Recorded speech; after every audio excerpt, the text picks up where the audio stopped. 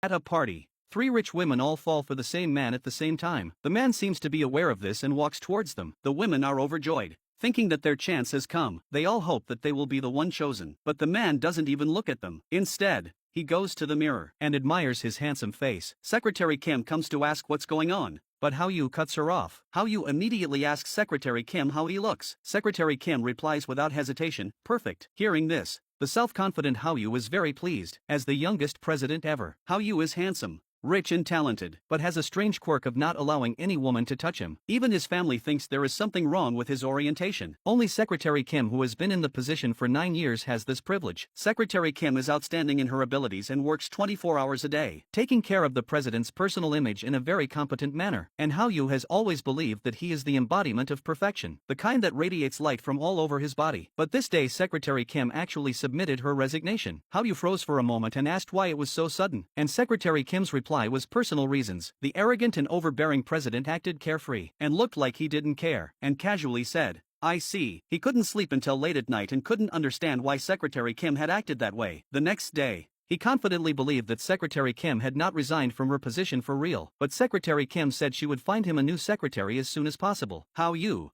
who didn't understand the reason, confided in a friend. His friend analyzed that Secretary Kim had worked for 9 years and was experiencing a period of fatigue. Just like a couple, Hao Yu suddenly had an idea. He had never given anyone a second chance, but he found Secretary Kim and immediately promised to double her salary in the future, as well as a car and a house. Afterwards, Hao Yu said he would work hard in the future, but with such generous treatment, Secretary Kim still chose to resign. His friend laughed at Hao Yu and said that he would suffer the same fate. Then he asked Hao Yu to think about the motive for Secretary Kim's resignation. A series of recent events came to mind, and suddenly he thought of the girl who had deliberately approached him. He had wanted to send her flowers and get rid of her, but Secretary Kim burst into tears. Hao Yu seemed to have an answer at that moment, and immediately stood up excitedly. Secretary Kim must like him, but he didn't know that Secretary Kim was allergic to pollen. When she bought flowers for him that day, her nose was running and she sneezed nonstop. Hao Yu, who was full of self-confidence, mistakenly thought that Secretary Kim liked him. He then invited her over, handed her the flowers, and said, "Don't cry anymore. It's embarrassing." After Secretary Kim sneezed, she was so scared that she quickly put the flowers in the trunk. Seeing her holding back her tears of emotion, Hao Yu laughed again, and immediately asked why she was resigning. But Secretary Kim replied that she was going to find her own life. Hao Yu was devastated at this moment. Couldn't the years spent together with her be her life? The next day, as soon as he arrived at the company, Hao Yu couldn't wait to ask her what she meant by finding her own life. Secretary Kim said that she was already 29, and it was time for her to fall in love and get married. After some careful consideration, that night, he went to Secretary Kim's home, hoping that she would continue working for him, and then said, "Let's get married." Secretary Kim immediately leaned in to smell him, thinking he had drunk too much and was talking nonsense. After spending 9 years together, Secretary Kim knew Hao Yu too well. He thought he was perfect, and always felt that no one was good enough for him. No matter who he fell in love with, it was always the woman who got the short end of the stick. The next day, the new secretary came over to hand over, and seeing that Secretary Kim was about to leave, made Hao Yu feel very depressed. He just couldn't understand why someone as perfect as himself would be rejected by Secretary Kim. During the handover, Secretary Kim saw a photo from 9 years ago. Her thoughts suddenly returned to the year she was 20. As a newcomer in the workplace, she was reprimanded by Hao Yu for a mistake. Full of grievances, she vented her dissatisfaction and angrily tendered her resignation. However, when she calmed down, she regretted it. Once she resigned,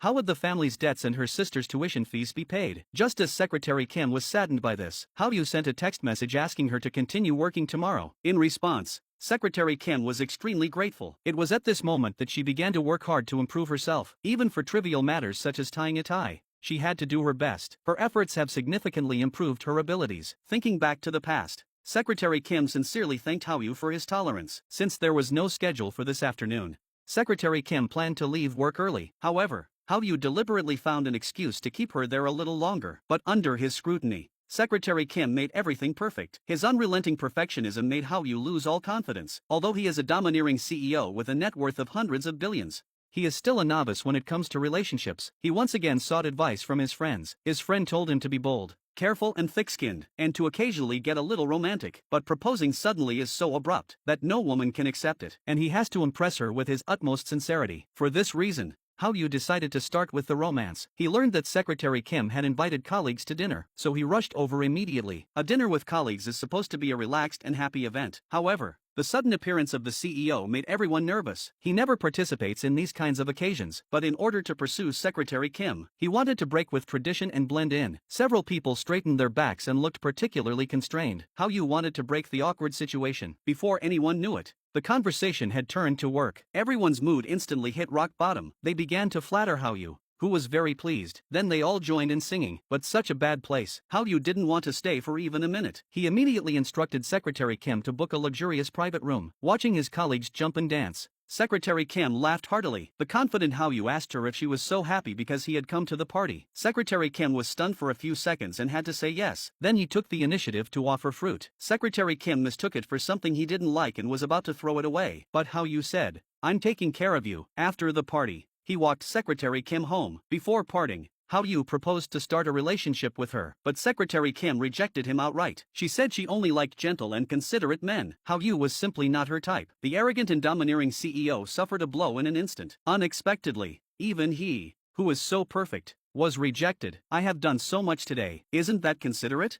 Secretary Kim did not argue with him and just wished him to find the right person soon. Then she turned around and left, leaving a bewildered Hao Yu behind. He was unwilling to accept this and immediately sent a text message to Secretary Kim, questioning whether she was crazy and not in her right mind. He is handsome, rich and talented. What is not to like? The self-righteous Hao Yu made Secretary Kim unable to tolerate him. She rolled up her sleeves and confronted Hao Yu, saying that he was selfish and completely disregarded other people's feelings, and that all the emotions that had been suppressed for 9 years were now spilling out. And that made Hao Yu's face turn black with anger.